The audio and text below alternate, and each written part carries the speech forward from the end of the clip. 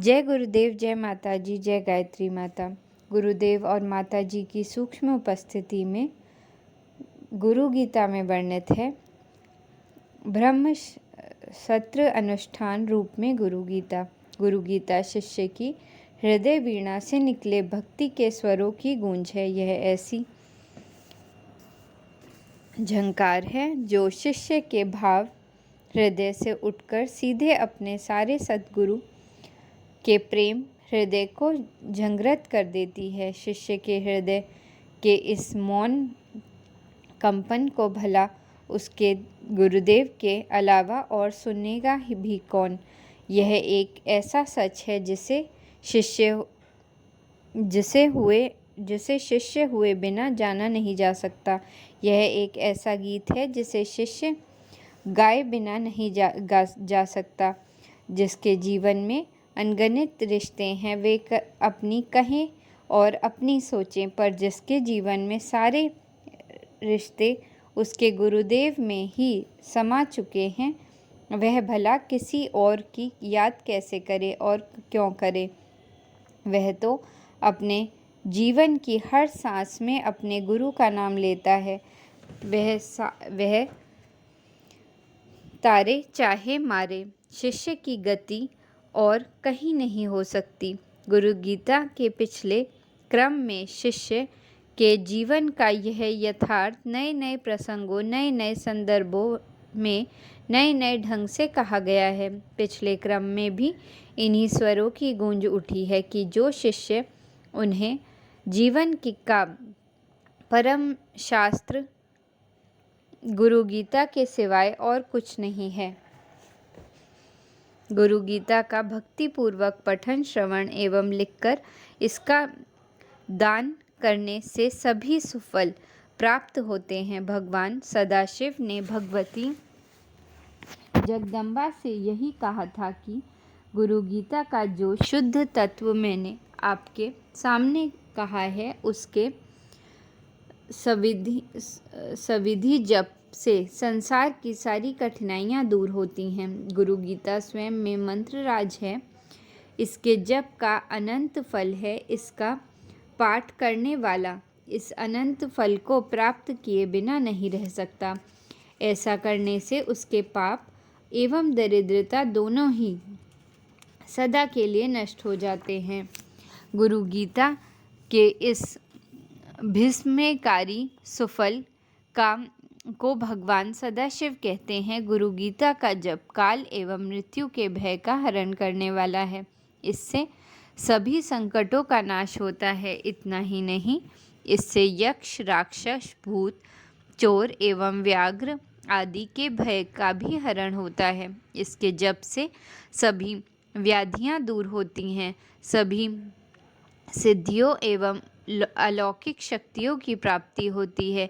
यहाँ तक कि इस गीता को स्वयं जपने से सम्मोहन, वशीकरण आदि की शक्ति स्वतः ही प्राप्त हो जाती है। गुरु गीता के दार्शनिक रहस्य, यौगिक रहस्य तो अद्भुत है ही, इसके काम्य प्रयोग भी विलक्षण हैं। इनका मूल स्रोत है शिष्य की श्रद्धा, आस्था एवं उपर्युक्त विधि विधान। शिष्य की श्रद्धा एवं उपर्युक्त विधियां गुरु गीता के मंत्रों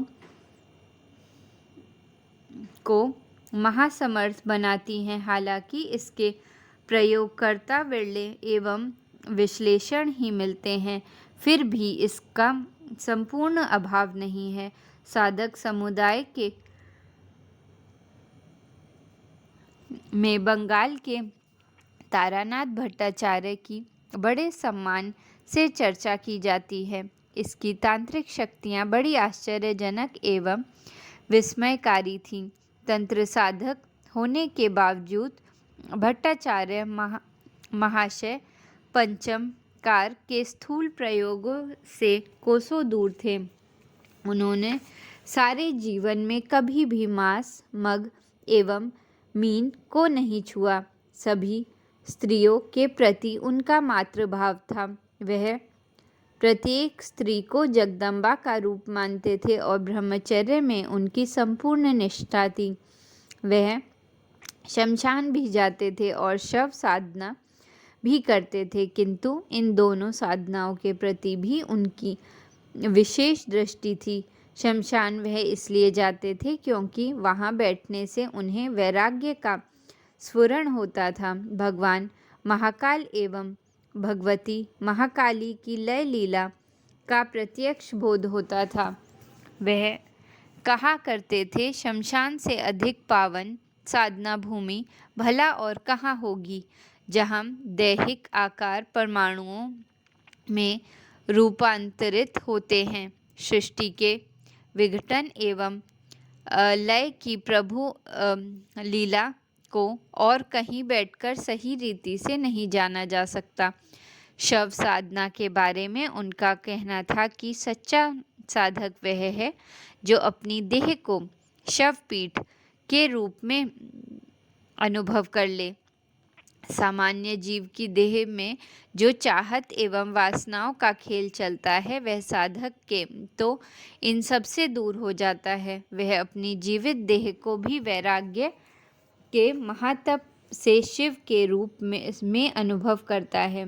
प्रतिफल उसकी यह अनुभूति रहती है कि वह स्वयं शव है और इसमें चल रही चित्त शक्ति की महालीला का वह साक्षी है।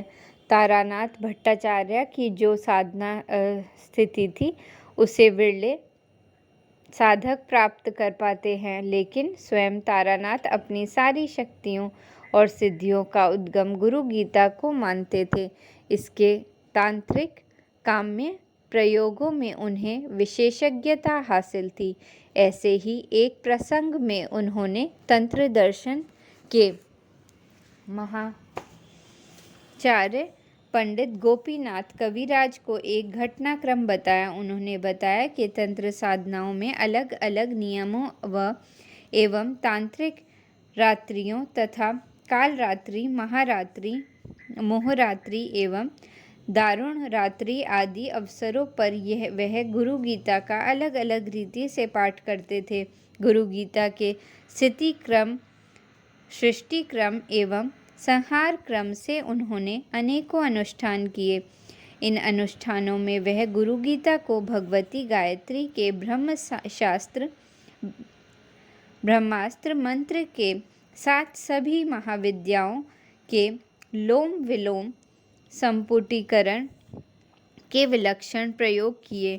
अपने एक अनुभव में उन्होंने बताया कि प्रारंभिक दिनों में ब्रह्म पिशाच से पीड़ित एक परिवार उनके पास आया। पिशाच खतरनाक था और शक्तिशाली भी।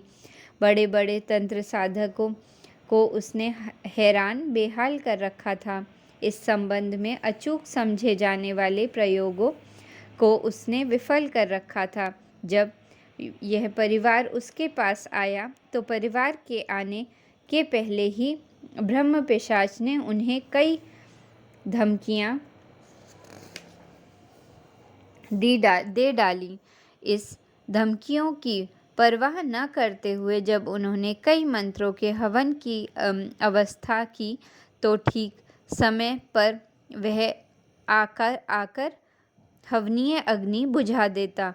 अंत में उन्होंने गुरु गीता के साथ गायत्री का ब्रह्मास्त्र प्रयोग करने का निश्चय किया। इसे उन्होंने अलग अलग एवं सम्मिलित रूप से सिद्ध कर रखा था। गुरु गीता के संहार कर्म का ब्रह्मस्फुटित अनुष्ठान उन्होंने इस परिवार के कल्याण के लिए स्वयं किया। इस अनुष्ठान के पूर्व उन्होंने स्वयं सहित संपूर्ण वातावरण को किलित कर रखा था। अनुष्ठान के बाद जब हवन का दिन आया तो ब्रह्म पिशाच के तेवर ढीले पड़ चुके थे। गुरु गीता के संपूर्ण मंत्रों के हवन के साथ ब्रह्म पिशाच का अस्तित्व खतरे में पड़ता गया और अंत में पीड़ित परिवार को उस क्रूर पिशाच से छुटकारा मिल गया। तारानाथ भट्टाचार्य ने यह प्रसंग सुनते हुए कहा कि गुरु गीता के ये प्रयोग कष्ट साध्य तो हैं, पर इनसे सभी असंभव को संभव करने की संभावना पूरी है। महा दुष्कर कार्य भी इनसे सहज साध्य हो जाते हैं। जय गुरुदेव।